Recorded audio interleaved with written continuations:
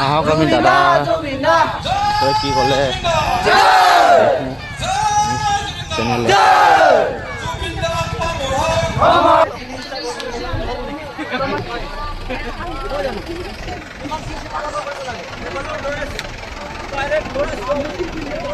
লাষ্টলৈকে চাই থাকিব সকলোৱে দাদাৰ বিষয়ে কি ক'লে চাব।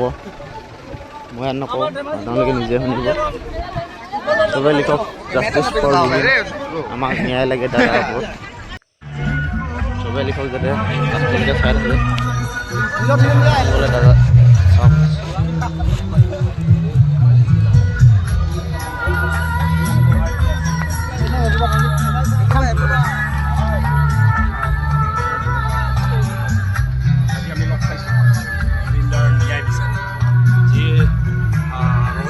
মৃত্যু হ'ল তাৰ ন্যায় বিচাৰি আমি আশা কৰিছোঁ যেন SIT যেন ক'তো যেন গণ্ডগোল নকৰে, আৰু SIT গণ্ডগোল নকৰাকৈ তদন্তটো কৰক ভালকৈ আৰু সোনকালে দাখিল কৰক। তাৰপাছত এটা ফাষ্ট ট্ৰেক কোৰ্টত সোনকালে ন্যায় পাব লাগে আৰু দোষীয়ে শাস্তি পাব লাগে, চিধা চিধি কথা। আৰু সেইটোৰ কাৰণে আমি চৰকাৰৰ ওপৰতো SIT টিমৰ ওপৰতো যিখিনি ইনভেষ্টিগেশ্যন এজেঞ্চি আছে সকলোৰ ওপৰত জনগণৰ আৱাজটো আমি দাঙি ধৰিছোঁ, আৰু জনগণৰ আৱাজটো কোৰ্টলৈকে গৈ পাওঁ। যে কোৰ্টত যেতিয়া হিয়াৰিং হ'ব, যেতিয়া ন্যায় প্ৰক্ৰিয়া চাৰ্জশ্বিট দাখিল কৰাৰ পাছত আৰম্ভ হ'ব, ক'তো যেন কোনো যেন ঢিলাই নিদিয়ে একেবাৰে। তাৰপাছতে যিসকল দোষী কঠোৰতম শাস্তি পাব লাগে। অসমৰ জনগণক জুবিন দাৰ মৃত্যুৰ গোটেই ঘটনাটোৰ ন্যায় আমাক দিব লাগিব।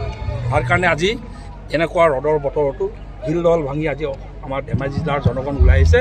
ধেমাজি জিলাৰ জনগণলৈকে মই অশেষ ধন্যবাদ জ্ঞাপন কৰিছোঁ আৰু আশা ৰাখিছোঁ এই জনগণৰ আৱাজ, অসমৰ ৰাইজৰ আৱাজ ন্যায়ালয়ে শুনে যেন, SIT টিমে যেন নজৰত ৰাখে, তাকে আহ্বান জনাইছোঁ। এতিয়া চৰকাৰখনক আমি দেখা গৈছে, চৰকাৰখনে প্ৰতিবাদ কৰিবলৈ আহিছে, ৰাজপথত ওলাই আহিবলগীয়া হৈছে, আৰু বিভিন্ন দল সংগঠনে অভিযোগ কৰি আছে যে চৰকাৰখনে ৰাজপথত ওলাই আহিছে আৰু কাৰ কাৰণে ন্যায় বিচাৰিছে, কিহৰ কাৰণে ন্যায় বিচাৰিবলগীয়া হৈছে। নহয়, চৰকাৰে ন্যায়টো কিয় বিচাৰিব নোৱাৰে? চৰকাৰে SIT গণ্ডগোল নকৰক, ইনভেষ্টিগেশ্যন গণ্ডগোল নকৰক। যেনেকৈ আমাৰ থানাত কেছ এটা হ'লে আমি থানাত হেঁচা দিওঁ, কেছটো ঢিলাই নিদিব বুলি কওঁ। চৰকাৰ আছে বুলি আমি এৰি দিলে নহ'বতো।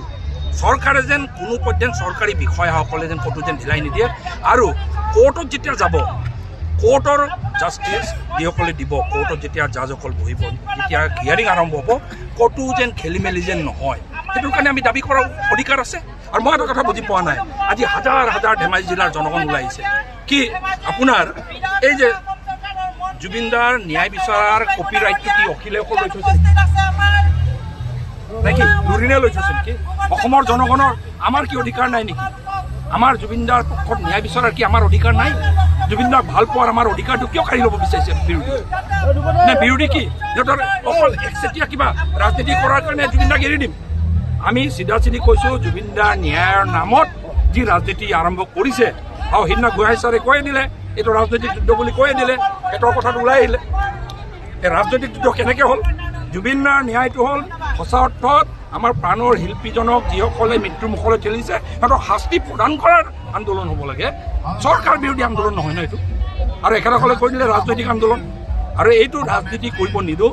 যিজন মানুহে গোটেই জীৱন, যিজন শিল্পীয়ে গোটেই জীৱন পলিটিক্স নকৰিবা বন্ধু বুলি ক'লে, আৰু এই অপজিশ্যন পাৰ্টীয়ে পলিটিক্স কৰা আৰম্ভ কৰিছে, এইটো বন্ধ হ'ব লাগিব।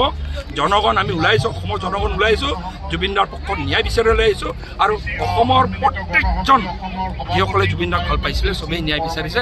তাত মই ভাবোঁ কোনো পাৰ্টি কথা আহিব নালাগে।